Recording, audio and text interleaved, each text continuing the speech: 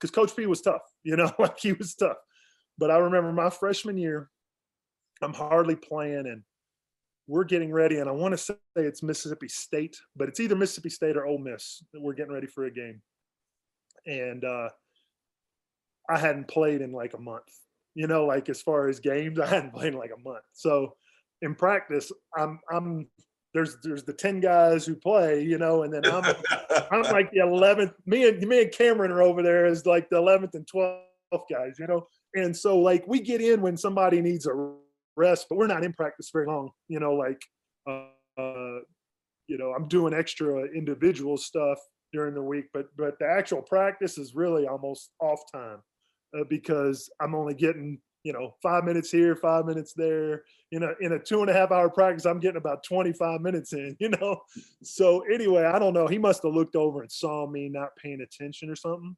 And they had just talked about how like we're going to do the press. And normally our black white, I was on the ball, and well, for this game, they were going to have me be the guy on the ball, be on the ball, but then turn and help double the point guard, right? Because we wanted, they didn't have a good, their team wasn't a good handling team. So we wanted to keep it out of their point guard's hands and make somebody else handle versus pressure. Well, I wasn't paying attention. So as soon as they throw the ball into like the 2, I go double the 2. And I mean, he just goes ballistic. And I mean, get your butt out of here. And that's the nice version. Get your butt out of here. Go get on the treadmill and don't get off till I tell you to. And normally, you went to the treadmill, it was 6 minutes. You run a 6-minute mile and you come back in. So I go in there and Sean Brown comes to meet me, strength coach at the time. He comes to meet me at the treadmill and he goes, "What did he say to you?" I go, "He just told me not to get off the treadmill until you said so." So like I'm running and 1 mile down, 2 miles down, 3 miles down. I'm out here dying, man. I'm 5 miles in and change. And like they've been practicing I've been on the treadmill for 43 minutes. And I'm running at like a 6-minute mile pace. And finally Brown comes out there and he goes, "Man, what did you do?" I go, "I don't know. If I knew, I wouldn't be in here." And he slows it down a little for me, right? He slows it down a little for me. And then like they go to a water break. And at the, Coach P used to always be mic'd. Remember, he would go up in the stands and he'd be mic'd. Yep. So Winston Bennett walks over there and he's standing close enough that you can hear him on mic, right? So he was like, "Coach, Scott's been on the treadmill for an awfully long time." Coach was like, "Oh, he said, 'Oh, shoot, get him off there. I forgot about him.'" and it was one of those things because I hardly ever practiced. He didn't notice that I wasn't out there because I wasn't ever in. So yeah, I got stuck on the treadmill for almost 45 minutes. That normally was a 6-minute run. And they did not miss me because I think we won the game the next game by like 20 something. So. Oh man, I don't miss the treadmill, bro. No, and sometimes I get on it and I'm like, man, this brings back memories right here. I don't know if you remember Jay Benedelli that worked in Cats for us.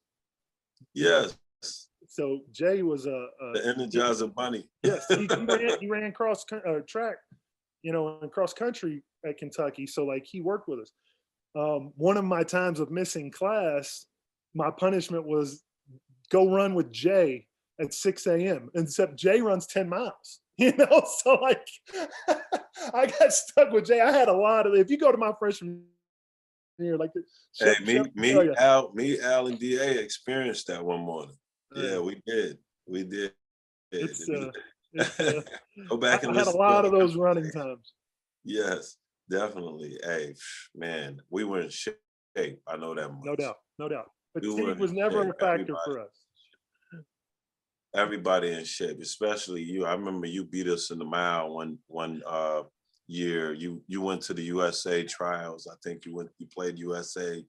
And you came back all in shape, beat us in the mile. I was pissed off.